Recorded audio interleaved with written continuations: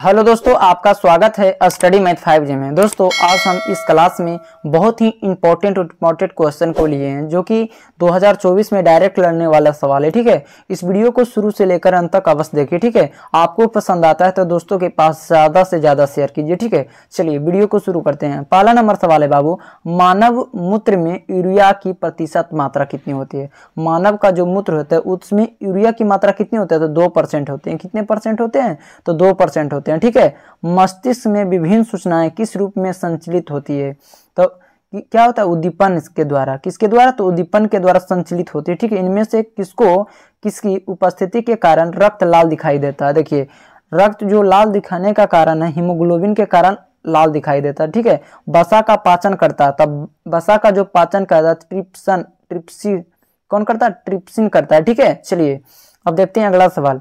अगला सवाल देखिए क्या कह रहा, बाष्पोत्सर्जन कैसी प्रतिक्रिया है। तो बाष्पोत्सर्जन जो है बाबू वो रासायनिक है। कैसा है, तो रासायनिक है। ठीक है, चलिए पौधे में प्रकाश संश्लेषण का स्थान है, तो क्लोरोप्लास्टस। ठीक है, चलिए पेरिसेसिका हिस्सा है,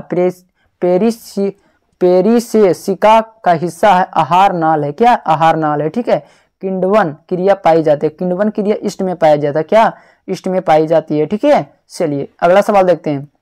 देखिए दोस्तों, वीडियो आप लोग को पसंद आ रहा होगा तो वीडियो को लाइक कीजिए, दोस्तों के पास शेयर कीजिए। ठीक है, अगला कह रहा, भोजन का मुख्य रूप अवशोषण होता है। तो भोजन का मुख्य रूप से अवशोषण होता है, तो किसमें, इलियम में।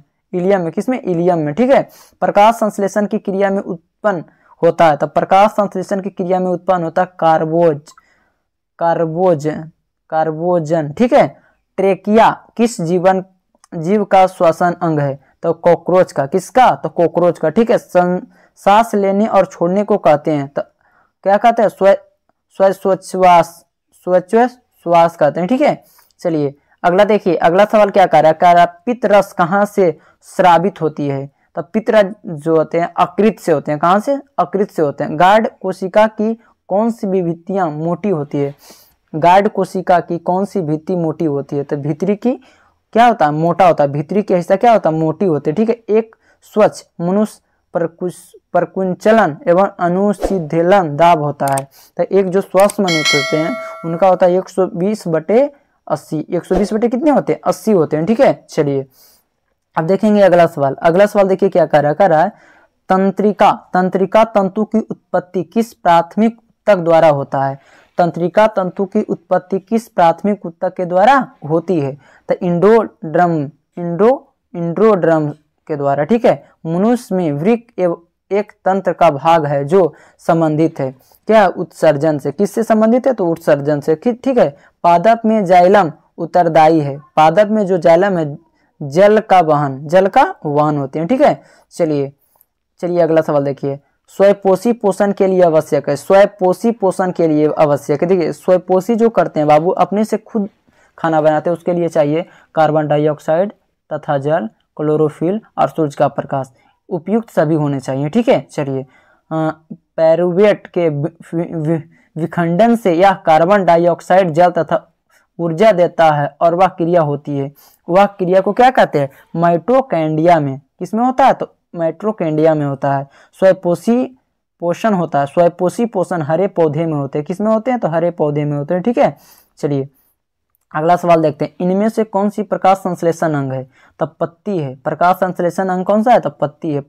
कौन सी क्रिया सभी जीवों के लिए अनिवार्य है, तो श्वसन जो सांस लेते हैं। ठीक है, मृतोपजीवी का उदाहरण, मृतोपजीवी गोबर छत्ता। किसको, तो गोबर छत्ता जो है मृतोपजीवी का उदाहरण है। ठीक है, अगला देखिए। अगला सवाल देखिए। आप लोग को वीडियो पसंद आ रहा होगा तो वीडियो को लाइक कीजिए और दोस्तों के पास शेयर जरूर कीजिए। ठीक है, चलिए ईस्ट किस वर्ग का एक कोशिकीय जीव है, तो ईस्ट जो है कवक का। किसका है, तो कवक का है। दही में जमने के निम्नलिखित में कौन सी क्रिया होती है, तो देखिए किण्वन होता है। क्या, तो कौन, अतः स्रावित, और वह स्रावित ग्रंथि जैसा कार्य नहीं करता है, तो पीयूष ग्रंथि। ठीक है, चलिए अब देखते हैं अगला सवाल। अगला सवाल देखिए क्या कह रहा है, पादपों में पाया जाने वाला वृद्धि हार्मोन निम्न में कौन सा है, तो जिब्रेलिन है। क्या है, जिब्रेलिन है। प्रकाश संश्लेषण द्वारा किसकी प्राप्ति होती है, तो प्रकाश संश्लेषण के द्वारा ग्लूकोज की प्राप्ति होती है, वह कौन सा प्रक्रम है जिसमें द्वारा शरीर में ऊर्जा उत्पन्न होती है?